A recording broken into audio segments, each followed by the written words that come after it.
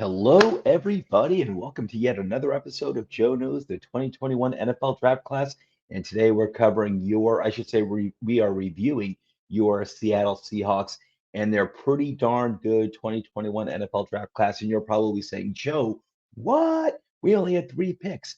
That's okay. You know what? You guys have been you've been trading picks for experienced NFL talent. I get that. I don't have a problem with that. I'll be honest with you. You look at teams that are rebuilding, like my Giants, the Dolphins, the Cardinals, the Jets, the Panthers. These are teams that need picks because they're young, they're rebuilding. You guys, the Seattle Seahawks, you've got right now one of the best head coach quarterback combinations in all the NFL. You've had it for a while now. You have Russell Wilson, you have your head coach, and Pete Carroll, and those two guys alone have kept you in the thick of things for a long time now. And of course, you went to back-to-back Super Bowls. You won one of those Super Bowls. You guys are always in the thick of things. You're always in playoff contention. You're always in the conversation for the Super Bowl. And if your front office and Pete Carroll decide that, you know what, we want to bring in experienced talent, and we're willing to give away trade picks to do that, I don't have a problem. I really don't. And he's put together a really nice offense for you guys, really nice weapons for Russell Wilson. I think you guys are ready to roll. And the three picks that you had, I actually thought you really made the most out of them. I really did. So I like those picks. Yeah, everyone wants more picks, of course, but you only had three. I thought you made them count. I liked them a lot. This will be a quick video, thank God, because a lot of these, quite a few teams had like 11 picks, 10 picks, and really made me work. Seattle, I appreciate it. You gave me a break. Thanks so much. Before we get to our juicy content, where you can find the show, we have a great new website out, toiletstotitles.com. It was just released on August 1st. It looks great. That's where you can find all of our articles, our videos, and tons of fantasy football content, and of course, NFL content. I keep forgetting to put that in the bar. You'll find tons of NFL and fantasy football content there. And all of the links to all of our videos. We're putting more and more articles out all the time. We think that we made it really nice for you. We are really proud of it, and check it out. I think you'll enjoy it a lot. Where you can find the show: Apple Podcasts, YouTube, Podbean, Spotify, and Facebook, where we have two pages. One is Toilets to Titles, and the other is called When a Family Breaks, which is dedicated to the trading of sports memorabilia. Lots of fun. Check it out. And don't forget to hit that like and subscribe button and give us that 5-star Apple review if you're on Apple. If you're not on Apple, you got 30 seconds to spare. Scoot on over there, give us a 5-star review. We'd greatly appreciate it, and it helps us out a lot. Last but not least, you can go to patreon.com/toilets to titles to find out how you could further support the show. Moving on to our content. Okay, Seattle Seahawks fans, you had three picks total. You had a second, a fourth, and sixth round pick. So, like I said, not many, but I thought you made them count. I like the talent that you got. And again, as I've been saying, as I've been reiterating in my other videos for the other teams, all the other teams that I've covered so far to date, this was a very deep draft class, possibly the deepest I can ever remember. And so every team walked out of there with at least a decent amount of good, fresh, young talent to look forward to. And you guys are no different. You guys are no different. I really like what you did. Let's start the review here. Dwayne Eskridge, wide receiver out of Western Michigan. You took him with the 24th pick overall in the second round. The guy's on the smaller side. I think it's 190 pounds. I don't think that's too light. I think it's decent for a wide receiver. But he's 5'9". Obviously, that's definitely on the short side. This dude flies. This guy is fast. And he's got, a second gear. He's got a third, fourth, and fifth gear. If you don't get this guy early, he's got some space. He is taking it to the house anywhere on the field. I think there are people who thought that, experts and others, and I get it. I think it's a good point. There are some who feel that he was taken a little early.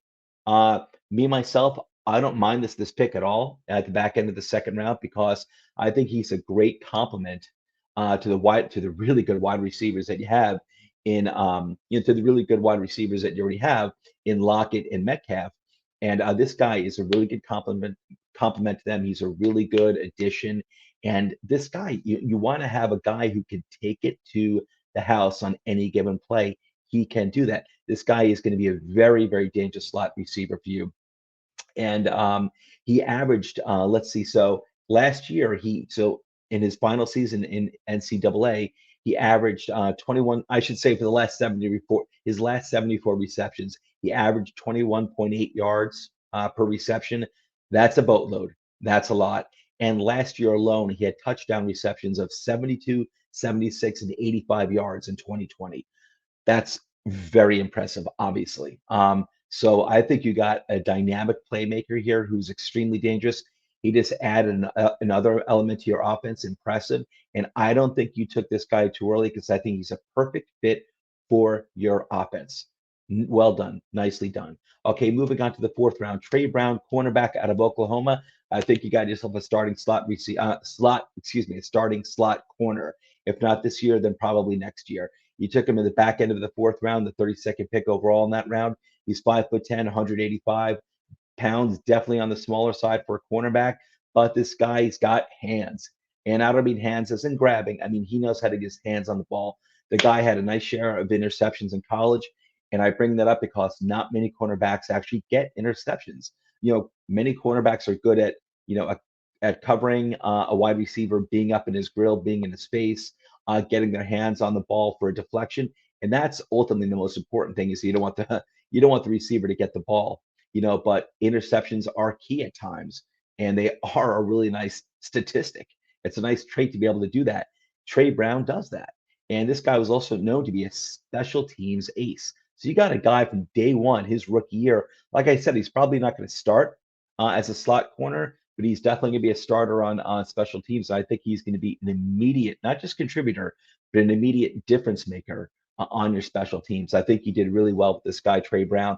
Fourth round pick. I like the value that you guys got with him. I think you did really, really well with this pick.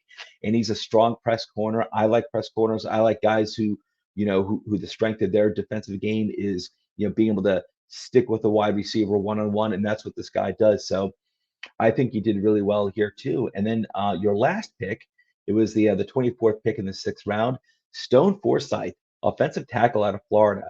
6'8", 307 pounds. The guy, it's nice size. Uh, I'm actually kind of surprised he lasted until the sixth round. I thought he should have went higher than this. I know he's got some issues, but I know he's got problems anchoring, and that's a big thing when you're an offensive lineman because you're going to get pushed around if you can't do that. But the past 2 years, he was the starting left tackle at Florida. He was the starting left tackle for Kyle Trask, who had a very impressive college career the last 2 years as that program's quarterback. And last year, Florida was one of the high-flying offenses in all the NCAA. And he was the left tackle in that high-flying offense. So I think this guy, I think this is a steal in the sixth round in terms of he might never be a starting tackle, but he might wind up being a starting guard for you, or just very valuable piece in that he could be maybe like versatile chess piece where he's backup guard, backup left tackle, backup right tackle. And in the sixth round, hey, listen, every team needs that. Not everyone's going to be a bona fide starter. You need guys who are versatile. He gives you that. I like it a lot for a sixth round pick. I think it's great. And I don't think it's out of the realm of possibility at all that this guy could wind up being a starting tackle for you. I don't know about left tackle in the NFL, but he might wind up being a starting right tackle. Not this year. I doubt that, but maybe next year or the year after that, he could develop into that. I think he's got real game. And he's known to be a student of the game as well. This is a guy who comes in early, leaves late, studies lots of film. So I think you're getting a really intelligent player who gives it his all. And the strength of his game is that he's known to be an excellent pass protector. So I don't know. I have a feeling that you have a starter here in the future. I really do. I have a very strong feeling about that. A funny feeling about it that he is an excellent pass protector. His weakness is definitely in the run game. But man, you want Russell Wilson protected, and Forsythe can help you do that. Don't be surprised if he's starting, sooner rather than later, and if he winds up being more than just a valuable backup. I wouldn't be surprised at all. But anyway, that's the three picks. That's the review. I thought you guys really made them count. I liked it a lot. Before we go, Twitter handles for me and all of my teammates here at Toilets and Titles. There's like 12 of us now, and we're increasing like every month, it seems like. But great bunch of guys. We bring so much to the table for you, the viewer, the subscriber, whether it's videos, whether it's articles. The articles are great. You got to check them out. So much good stuff there on the fantasy side and the NFL side. And just, great crew of guys from all over the country. We're from pretty much 12 different states. So it's pretty cool. Check them all out. Follow these guys. They're worth it. Trust me. And then please, before you go, just a friendly reminder, don't forget to hit that like button, subscribe, hit that bell, and give us that 5-star Apple review if you could. We greatly appreciate it. Anyway, guys, this is it for the Seattle Seahawks review. We're almost done. I've got one left, and that's my New York Giants. I saved them for last because that's just it's my favorite team. So that's the last video I'll have to do. Anyway, I hope you enjoyed this review. I enjoyed it a lot. Again, look out for the Seahawks like you always have to. Russell Wilson, Pete Carroll. You're always keeping this team in the thick of things, and I really think you made your 3 picks count. And I'm not just saying that because I'm doing this video. I really like what you did here with those 3 picks. Anyway, you guys, you have a good veteran team. And I think you have a good year ahead of you to look forward to. Anyway, peace. Love y'all. I'll be back with the last video of this series. It'll be out tomorrow on the New York Giants. Everyone, take care. Love y'all.